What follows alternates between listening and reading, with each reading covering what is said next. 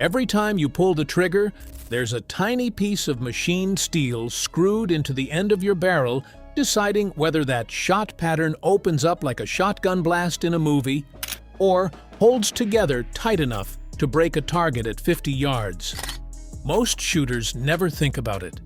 They just twist it in, close the action, and go shoot. But there's a factory in Houston, Texas, where one man's garage hobby turned into the reason almost every serious shotgun on Earth can now switch chokes at all. This is the story of how a machinist with a skeet habit rebuilt an entire industry. One steel tube at a time. Act 1. The problem nobody was solving. Go back to the mid-1970s. If you owned a shotgun, your choke, the constriction at the muzzle that controls how tight or wide your shot spreads, was fixed. Whatever choke your barrel came with, that's the choke you were stuck with. Want a tighter pattern for long birds? You needed a different barrel or a different gun entirely. For a competitive shooter, that's a real problem. Skeet, trap, and sporting clays all demand different chokes depending on distance and target speed. Buying multiple barrels wasn't cheap, and it wasn't practical. Enter Jess Briley. Texas-born, a former machinist and oil field worker, Briley picked up skeet shooting in the mid-1970s and, like a lot of great inventors, got frustrated with the equipment before he ever thought about starting a company. Working nights out of his own home shop, he began experimenting with a way to install screw-in choke tubes into barrels that were never built for them. It worked. Word got out fast in the shooting community, and soon Briley wasn't just fixing his own gun, he was doing it for everyone who asked. Reportedly, it got to the point where customer guns were stacked in every corner of his house. That's usually the moment an inventor realizes the garage phase is over. And it wasn't just about convenience. In competition, a fixed choke that's slightly wrong for the conditions can cost you the whole event. Wind, target angle, house style, all of it changes what pattern you actually need on a given day. Briley wasn't just solving a storage problem in his garage. He was solving a problem every serious competitor already had. They just didn't know it had a fix yet. And this wasn't a niche fix for a handful of hobbyists. Skeet and trap were exploding in popularity across the US through the 70s, with clubs filling up every weekend. That meant thousands of shooters were quietly running into the exact same wall Briley had. They just didn't have a machinist in the family to fix it for them. Which is exactly why, once word spread, it spread fast. Act 2. From garage to factory floor. So Briley rented a small storefront, and Briley Manufacturing was born. What started as one guy solving his own problem grew, with his son-in-law Cliff Mahler eventually joining as a key partner, into a company that didn't just retrofit old barrels. It started designing full systems, drop-in sub-gauge tube sets that let a single shotgun compete across multiple gauges just by swapping components. Fast forward to today, and the company operates out of a Houston facility spanning roughly 30,000 square feet, employing around 90 people across multiple manufacturing divisions, everything from their own choke lines to precision parts supplied to major gun manufacturers. Here's the part most shooters never see.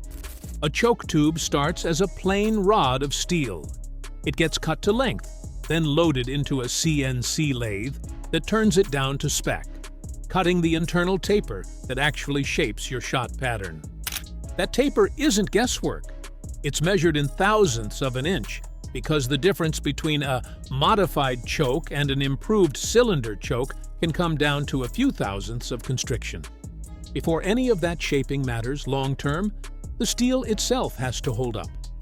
Choke tubes take repeated blasts of hot gas and shot pressure every time the gun fires, so the material typically goes through a heat-treating process to harden it. Otherwise, a soft tube would wear or deform after a few thousand rounds and start throwing inconsistent patterns without the shooter ever knowing why. After the internal taper is cut, The outside gets threaded to match the specific barrel pattern it's built for. And there are dozens of different thread patterns across shotgun brands, which is its own quiet engineering headache. Every batch gets checked with precision gauges before it's approved. A tube that's off by even a hair can throw a pattern that costs a shooter a target at the worst possible moment. For custom work, the process slows down even further. If a shooter has an oddball or foreign-made barrel, the factory can hand-fit a choke using the customer's original tube as a template, a process that can take months, because it's essentially small-batch precision machining, not mass production. And chokes are really just one piece of what happens on this floor. The same precision machining that shapes a choke tube also produces parts supplied directly to major shotgun manufacturers, meaning even shooters who've never bought a Briley product by name have likely fired a gun with Briley-made components somewhere inside it. That's the part that surprises people most. A company that started as one man's side hustle now quietly touches a huge slice of the industry it once had to work around. Act 3. Why this actually changed the sport. Here's why this matters beyond one company's story. Before screw-in chokes went mainstream, changing your gun's performance meant changing hardware, barrels, sometimes whole guns. After it, a shooter could walk up to a station, spin a wrench, and completely change how their gun performed in under a minute. That single idea, born out of one man's frustration with his own equipment, is now standard across nearly every modern shotgun on the market, regardless of brand. Trap, skeet, sporting clays, waterfowl, home defense, screw-in chokes touch almost every corner of the shotgun world now.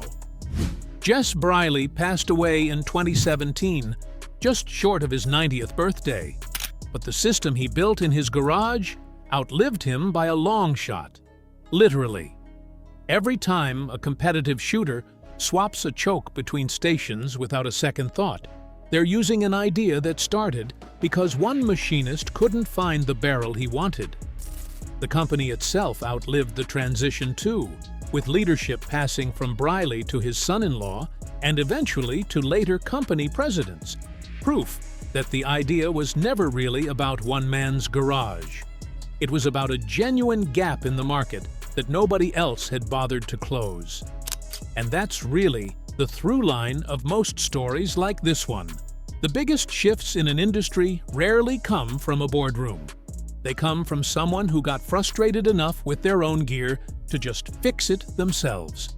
So next time you twist a choke into your barrel before a round, remember, that small piece of steel represents 50 years of an industry figuring out how to give shooters more control with less hassle. If you want to actually understand what that little tube is doing to your pattern, not just installing it, but really understanding it, check the video I've linked right here. It breaks down chokes and pattern control in a way most shooters never get taught. And if you're new here, subscribe, because we're just getting started on the stuff about your shotgun that nobody bothers to explain.